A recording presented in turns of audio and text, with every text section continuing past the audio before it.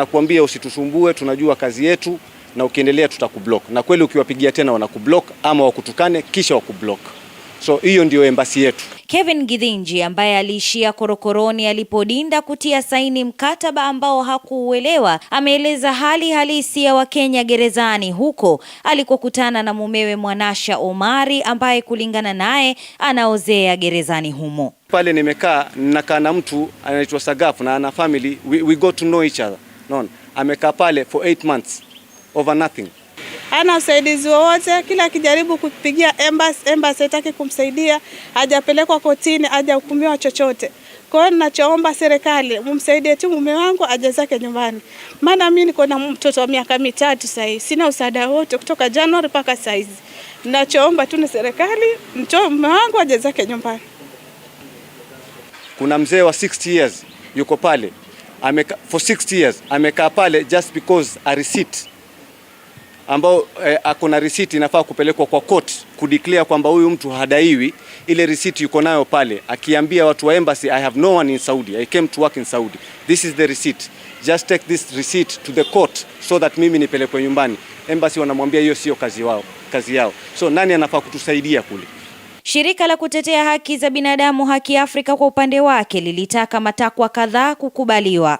Kubadilishwa kwa walinzi katika ile embassy ambao wanawafanya unyanyasaji wale wote wanaoshikwa na kupelekwa katika mikononi mwao. Kuweka ama uwekaji wa kitengo cha dharura ambacho kitaweza kupokea malalamishi ya kila Mkenya ambaye ananyanyaswa anapokuwa anafanya kazi kule Saudia, na vile vile pia kupeana hotline number ambao itasaidia Wakenya hao ama wafanyikazi hao waweze kuwasilisha matatizo yao ama malalamishi yao kwa haraka iwezekanavyo. Fauka ya hayo ni kutumia diplomasia katika kutatua malalamishi ya Wakenya pamoja na usaidizi wa kisheria utakaohitajika katika mahakama nchini Saudia kupigania haki zao. Sasa mashirika ya kutetea haki za kibinadamu yanataka serikali kuyaruhusu kufungua afisi maalum katika mataifa ya Uarabuni ambako Wakenya huenda kutafuta kazi ili kuwasaidia kupata haki kwa haraka. Mariam Mwacharo, Runinga TV47, kaunti ya Mombasa.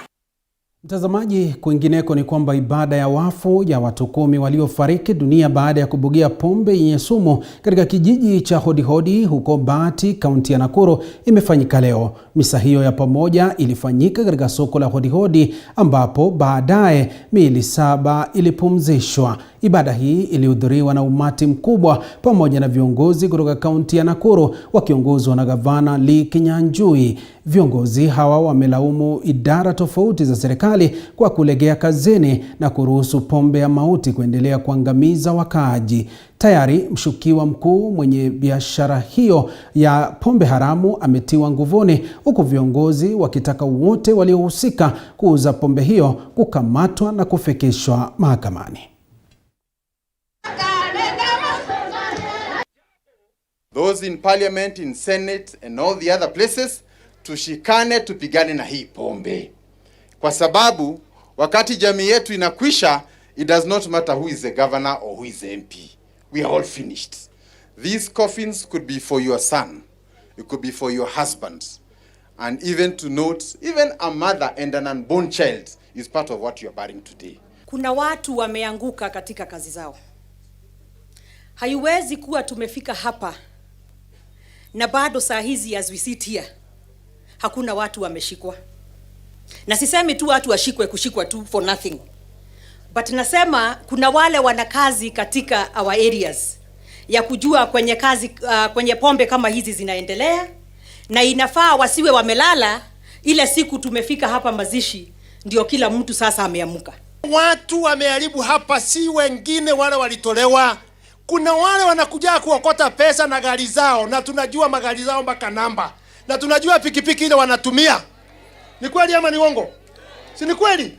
Hao wamewaachwa, sasa watulie kidogo, warudi sasa wakuja waanze kuhangaisha watu yangu. Baba akona hiyo kibanda hapo ya Chang'aa. Anaishi ndani ya raia, si ndio? Na hiyo raia ni chifu anakaa hapo. Na huyo chief ndio akaita polisi. Ni chifu gani wamesema mimi nimekuwa nikiita polisi wanakataa kuja. Kwa hivyo mtu akwanza kuenda ni chief, afuatiwe na DC, afuatiwe na county commissioner. Mtazamaji, katika taarifa zingine, mahakama kuu imetaja masharti ya serikali ya kupiga marufuku mikutano ya umma kuzuia msambao wa korona kuwa ni kinyume cha sheria. Haya yanajiri huku Rais Kenyatta akiongeza muda wa kutekelezwa kwa masharti hayo kwa siku 60 zaidi. Kati ya masharti yaliyoongezwa muda ni kupiga marufuku mikutano ya siasa, sehemu za ibada kuwa na thuluthi mbili ya waumini, na muda wa kafyu kuendelea kutekelezwa kuanzia saa 4 usiku hadi saa 10 alfajiri.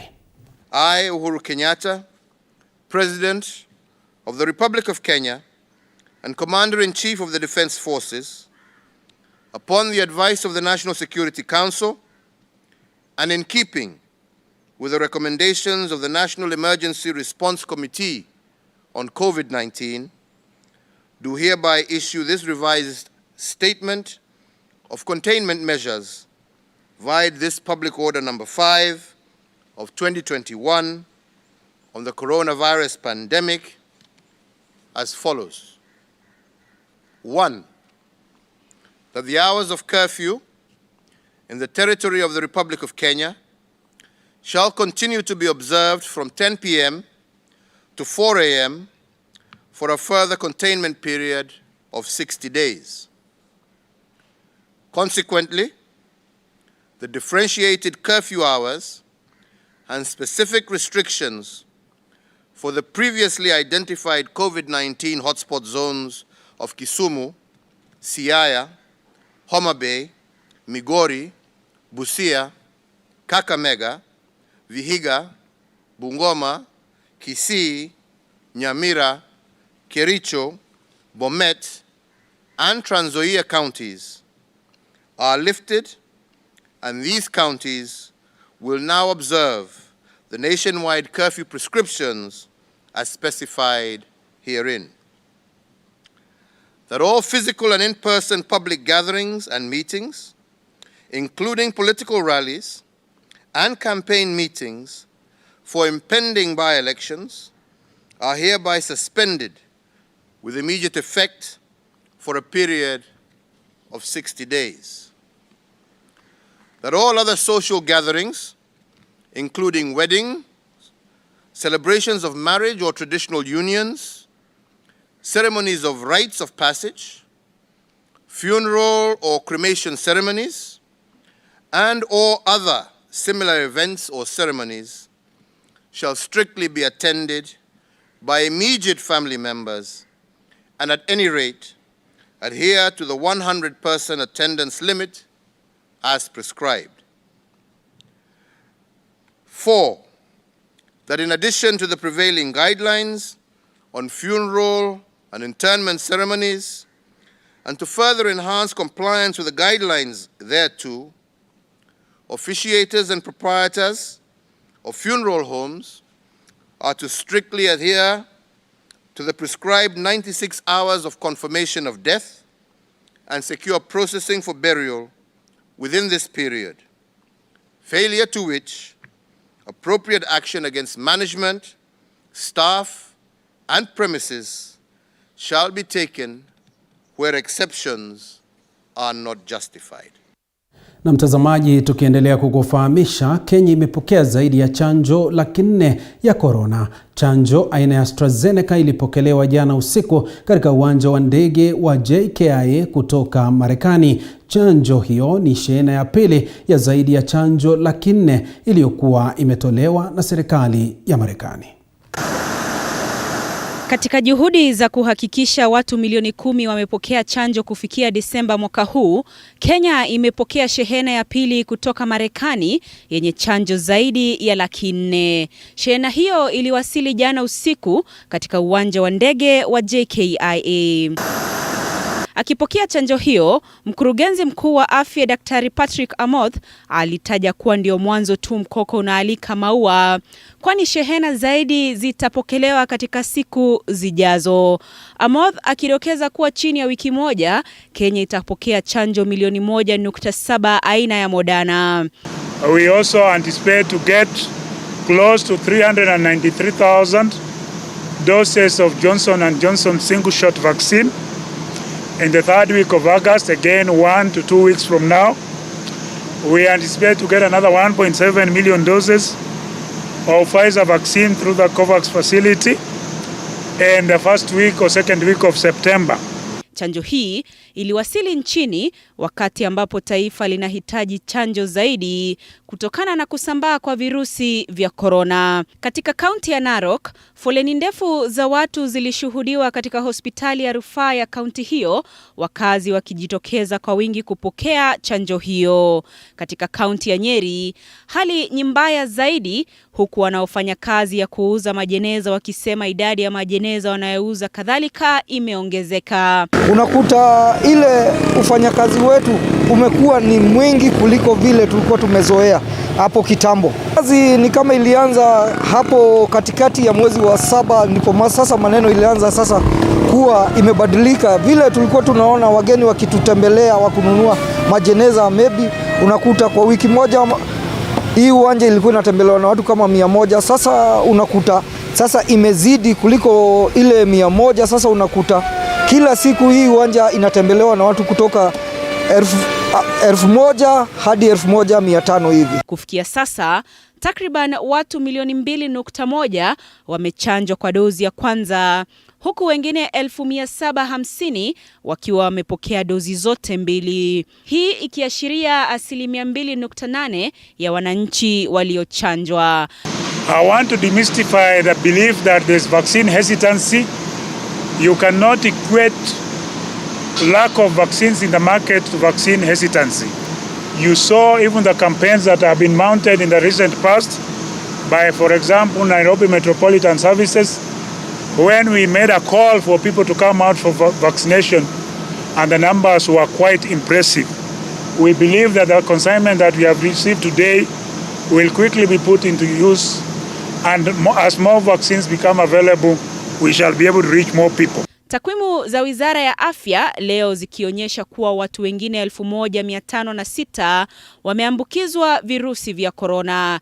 Idadi ya waliofariki kutokana na korona kufikia sasa ni 4,378. Hata hivyo, kupitia taarifa, Rais Uhuru Kenyatta ametoa maagizo zaidi kudhibiti korona, akitaja kuwa muda wa kafyu utaendelea kutekelezwa kuanzia saa 4 usiku hadi saa 10 asubuhi kwa siku 60 zijazo. Amri ya kupiga marufuku mikutano yote ya hadhara pia itaendelea kwa siku 60 zaidi, huku sehemu za maabadi zikitarajiwa kuwaruhusu waumini wachache tu kushiriki maombi. Andrin Kilemi, TV47.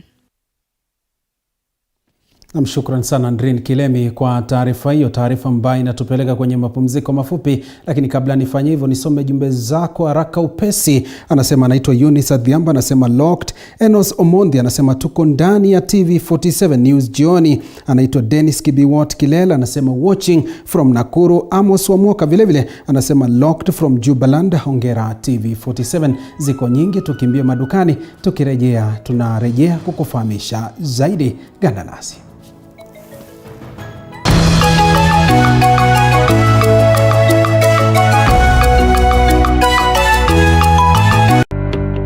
Who took a bold step to build their empire. Every Monday, 7:30 p.m. The property industry in Kenya is growing in leaps and bounds. From bungalows, mansionettes, high-end apartments, all the way to mixed-use developments such as malls and mall residency. Well, how do you all break it down? Right here on TV47, we bring you The Realtor with me, Karanja Daniel, where we analyze the property industry right here in Kenya and bring you the latest from all the professionals that are involved, from architects, engineers, surveyors, as well as the construction experts themselves. The property industry has shifted from where it was some years back. It is very endearing to family people. Yes. Because you want your kids to grow up in a nice environment. Real estate is an asset, a secured asset, guaranteed asset. Do not miss out every Tuesday at 7:30 p.m. What does it take to be an alpha male? Is it by expressing your emotions? So men, we're human beings, and we also have emotions, and we're also weak at some point. Mimi nilienda nikaingia ndani ya maji ya bahari ili watu wasijue nalia. So ni water. Kidogo kitoka hivi mtu anasema ni maji, kumbe ni machozi. Machozi tu. Is it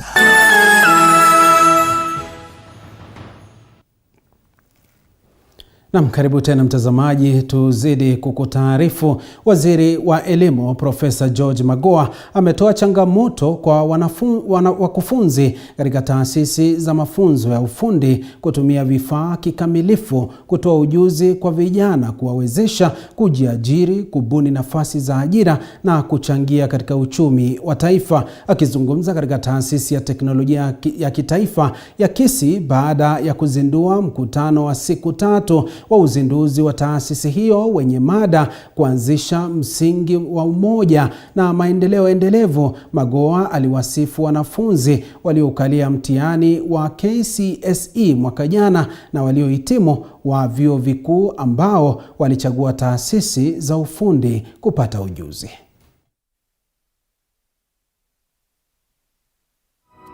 And if we want to bring change, which is what we must bring to our country, to the generation yet unborn,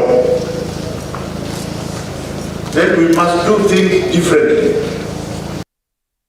Mtazamaji, familia moja kutoka Lukoye viungani vya mji wa Mumias inazidi kuhangaika baada ya mtoto wao wa grade ya 4 kutoweka katika hali ya kutatanisha mwezi mmoja uliopita. Mwanafunzi huyo aliondoka nyumbani kupeleka viatu vyake kwa fundi na hakurejea. Juhudi za jamaa na maafisa wa polisi za kumtafuta hazijafua dafu, huku familia yake ikisalia katika kiza kikubwa kuhusiana na kutoweka kwake. Joan Ochwadi ni mwingi wa huzuni na mawazo chungu nzima. Hii ni kufuatia kutoweka kwa mpwa wake wa miaka 11 na mwanafunzi wa grade ya 4. So ilikuwa on 16th last month. It was on a Friday. Early in the morning, around 8:30 in the morning. Tulikuwa hapa, mimi nikitoka nikienda kazini, niliwawacha. Na Shalina aliambia wenzake anaenda kushona viatu. Hapo ndipo Shalina alidisappear. Ni dhahiri kwamba hajapata lepe la usingizi kwa muda wa mwezi mmoja, kwani hajui yaliko wala yaliyomkumba mpwa wake Shalin Wasike. I waited and I'm still waiting for Shalin to come back. I'm only hoping that yule mwenye ako na yeye, yule mwenye alimchukua, na muomba kwa Mwenyezi Mungu aweze kunirudishia Shalin. She needs to be in school. Shalin alikuwa anasoma kwa grade 4 Shibale Primary School. Picha na sare hizi za shule zikisalia kuwa kumbukumbu za mtoto huyu ambaye alikuwa mwenye furaha na alipenda kuchora na kuimba. Nimemtafuta all around, nimepiga ripoti kwa police station ya Mumias, nimepiga ripoti police station ya Mayoni. Nimetembea kila sehemu, sijaona Shalin. It's now 1 month and 1 week. Shalin is not home. Kwake anasema ni tukio lililozungukwa na utata, kwani hakukuwa na jambo lisilo la kawaida ambalo huenda lilimpelekea msichana huyu mdogo kutoroka nyumbani. Shalin, kama una watch TV, kama ile place huko kuna TV, na kumiss nyanya, just come back home. Ambia mwenye huko na yeye unatoka Mumias. Ni kisa ambacho kimewaingiza hofu sio tu familia hii, bali pia majirani, hususan wakati huu ambao visa vya watoto kutekwa nyara vinaripotiwa mara kwa mara. She was so respectful and obedient. Hata ukimtuma kwa duka 2 minutes asharudi.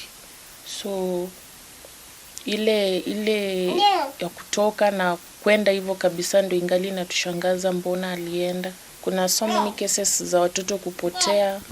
So hata jioni ukiona kwa TV mtoto amekidnapiwa, ameuawa, hiyo fear. Unakuwa tunafia huyo sasa kwa wapi. Kamanda wa polisi Mumias, Korir Kimengich, anasema uchunguzi unaendelea. We've done the necessary. We have circulated to all the stations in Kenya about the same child. We are all aware we have a lot of cases of missing children, which for a long time are yet to be traced. It is our concern, and it is a concern of everybody, to ensure that our children are at the right places at the right time. Japo juhudi za kumtafuta hazijazaa matunda, wanatumai kuwa siku njema itawadia na mwana wao atarejea akiwa salama salmin. Violet Auma, TV47, Kakamega. Na mtazamaji, tukielekea katika kaunti ya Baringo, tume ya kitaifa kushughulikia masuala ya ardhi imetangaza kuwa Wakenya wamesalia na mwezi mmoja kuwasilisha malalamishi yao kuhusu visa vya dhulma zinazohusiana na masuala ya ardhi. Tume hiyo imesema kuwa imeweka mikakati ya kutatua mizozo inayotokana na ardhi. Kufikia sasa visa 126 vimesikizwa ikilinganishwa na visa 750 vilivyonakiliwa kutokana na mizozo hiyo ya ardhi. Petronila Goren na taarifa hiyo. Akizungumza wakati wa uzinduzi wa usajili wa ardhi wa kidijitali katika eneo la Kabarnet, kaunti ya Baringo, katibu mkuu wa tume ya kitaifa ya ardhi Alex Mudhengi ameitaka wizara ya ardhi kuipa kipaumbele swala la ardhi katika eneo hilo. Kaunti ya Baringo ni mojawapo ya kaunti zilizoathirika na mizozo ya ardhi, huku wenyeji wakielezea kutoridhishwa kwao na serikali kuchapisha katika gazeti rasmi la serikali ziwa la Kapnarok bila kuwahusisha. Baringo County has regional community lands, which is about 60% as it was actually announced a year earlier. It is necessary to be fast tracking some things, to regularize some things so that people don't suffer. And I think we shall take that deliberate effort to see how those people can be assisted. And I'm happy now that you are doing the impact assessment. And once it's done and finished, let's sit down with the professors there and the ministry, whatever, then see how we can help for the purposes of settling those people. Aidha, tume hiyo inaitaka wizara ya ardhi kuwapa makao wenyeji wanaoishi katika mfumo wa makazi ya Mochongoi, kwani wameishi eneo hilo kwa takriban miaka 30 baada ya kuhamishwa na serikali kutoka makazi yao kwa minajili ya kujenga bwawa. Wakazi hao sasa wanataka kupewa hati miliki, kwani zitasaidia swala la utovu wa usalama. Mugutani area, the borders of North Baringo, the borders of Tiati,